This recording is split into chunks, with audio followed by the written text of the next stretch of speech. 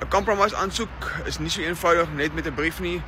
Daar is verskeie goed wat jy vir SARS moet gee, finansiële state, bestuurstate, kontantvloeistate en dan natuurlik die belangrikste miskien van alles is die motiveringsbrief waar jy die kundigheid, gedagtes rondom die aansoek en al daai tipe aspekte moet motiveer met SARS. Hoekom kan ek nie vir hulle die volle bedrag gee nie, hoekom moet ek net vir hulle aanbod maak?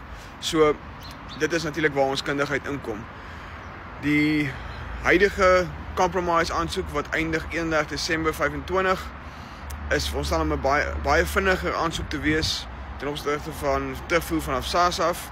En dit is ook 'n tipe van 'n amnestie. Ek onthou 2008 laas het ons amnestie gehad en dit is jou guldige geleentheid om met SARS op datum te kom.